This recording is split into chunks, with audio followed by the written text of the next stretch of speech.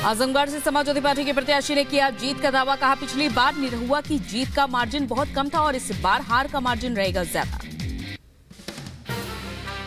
मुझे उम्मीद है कि न केवल इस गैप को भरेंगे बल्कि आजमगढ़ के लोगों के आशीर्वाद और समर्थन से ऐतिहासिक जीत होगी। लोकसभा चुनाव के पहले चरण की अधिसूचना आज होगी जारी। पहले चरण में 102 सीटों पर डाले जाएंगे वोट। 19 अप्रैल को होने हैं पहले चरण की वोटिंग।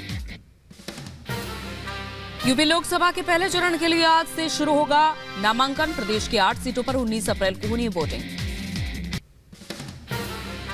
महाराष्ट्र एनडीए की आज हो सकती है बड़ी बैठक के बाद सीट शेयरिंग पर जल्द साफ हो जाएगी तस्वीर। एनडीए की बैठक के बाद सीएम एकनाथ शिंदे ने भी अपने विधायकों और नेताओं की बैठक बुलाई। 21 मार्च को शिंदे गुट के नेता भी बैठक करेंगे। चुनाव में राजनीतिक दलों द्वारा मुफ्त सुविधाओं पर रोक वाली याचिका पर आज अहम सुनवाई। सुप्रीम कोर्ट करेगा मामले की सुनवाई। देश की छवि और विश्वसनीयता को नुकसान पहुंचाने को लेकर आज दिल्ली हाई कोर्ट में सुनवाई। राहुल गांधी, केजरीवाल और अखिलेश यादव के खिलाफ झूठ फैलाने और भ्रम फैलाने को लेकर याचिका पर सुनवाई होगी।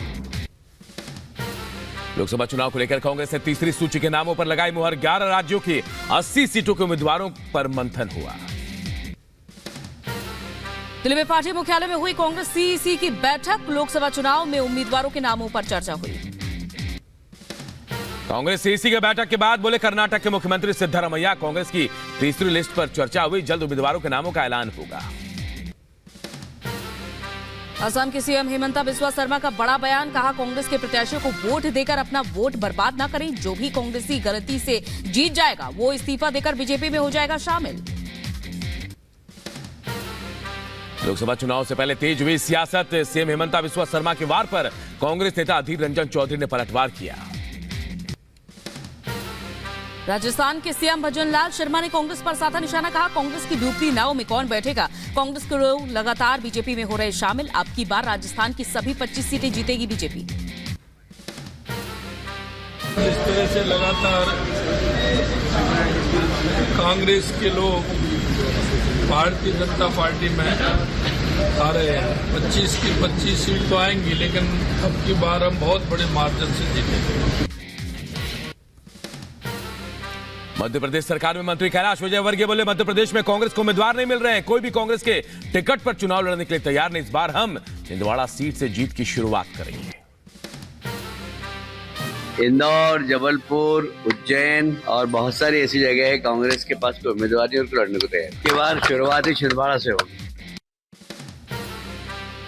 मथुरा में कार्यकर्ताओं से बोले आरजेडी अध्यक्ष जयंत चौधरी, पुरानी बातें भूलकर एनडीए गठबंधन को करें मतदान।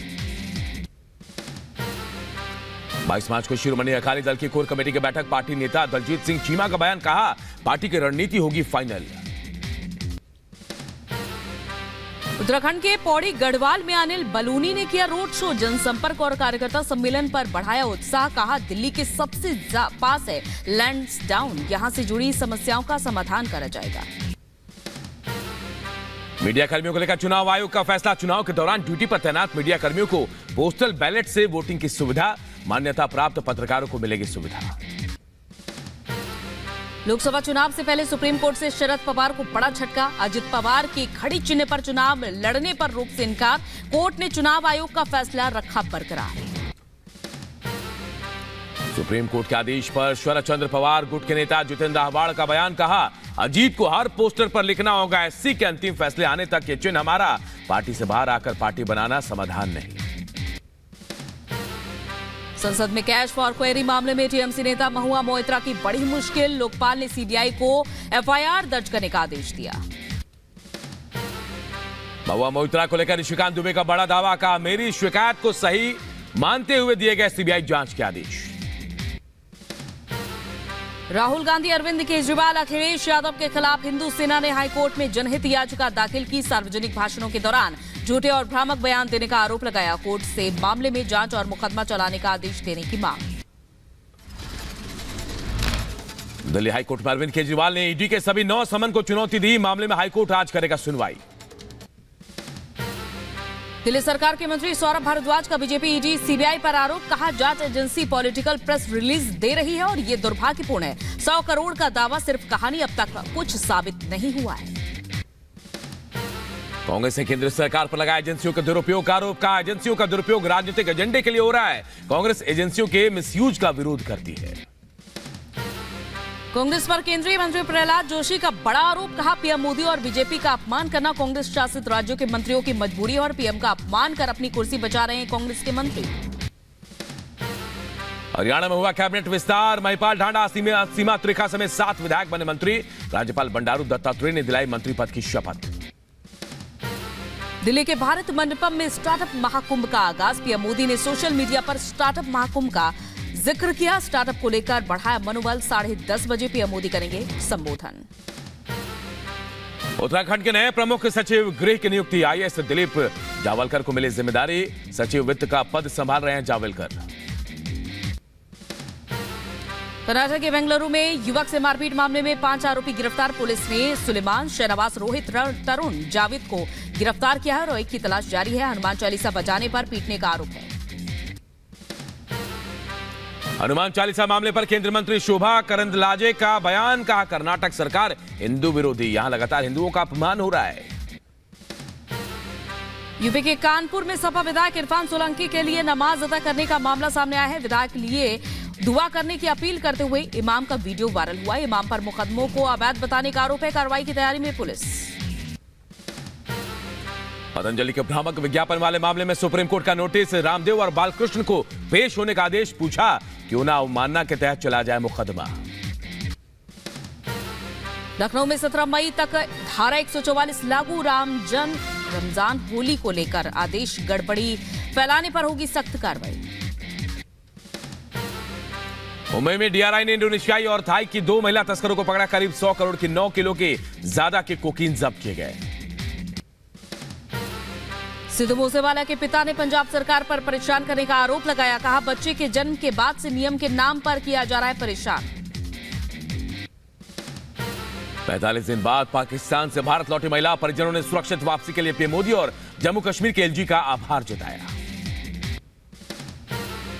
पश्चिम बंगाल के कूच बिहार में दिनहाटा में टीएमसी और बीजेपी समर्थकों में झड़प हुई। इलाके में फैला तनाव। बीजेपी ने टीएमसी कार्यकर्ताओं पर हमले का आरोप लगाया। टीएमसी ने आज दिनहाटा में 24 घंटे बंद का आह्वान किया। टीएमसी और बीजेपी कार्यकर्ताओं में झड़प के बाद बंद का आह्वान किया गया है। 21 मार्च से 2 दिवसीय भूटान दौरे पर जाएंगे पीएम मोदी। पीएम के दौरे को लेकर तैयारियों में जुटा है पूरा भूटान। तस्वीरें सामने आई। जम्मू कश्मीर के रामबन में जमीन धंसने का मामला। भूस्खलन से दर्जनों घर क्षतिग्रस्त हो गए।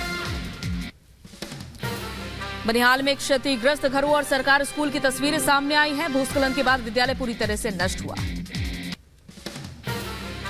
2010 दंगे का मास्टरमाइंड तौकीर रजा फरार। दूसरे राज्यों में भी पुलिस की छापेमारी। पुलिस ने घर पर चस्पा किया वारंट। सपा सांसद डिंपल यादव का बीजेपी को लेकर बयान। बोली सिर्फ लोगों को भटकाने का काम किया जा रहा है और यूपी में बढ़ रहा है अपराध। मुद्दों से भटकाने वाली राजनीति हो रही है। आज उत्तर प्रदेश में महिलाओं की क्या हालत है हम सभी जानते हैं। रोज 6 महिलाओं के साथ रेप हो रहा है, शारीरिक उत्पीड़न हो रहा है, रोज हत्याएं हो रही है। लखीमपुर खीरी में अजय मिश्रा टिन्नी ने अपने संसदीय चुनाव कार्यालय का उद्घाटन किया। कार्यक्रम के दौरान बीजेपी के वरिष्ठ नेता और कार्यकर्ता मौजूद रहे। यूपी के मुरादाबाद जिले का नाम बदलने को लेकर पंडित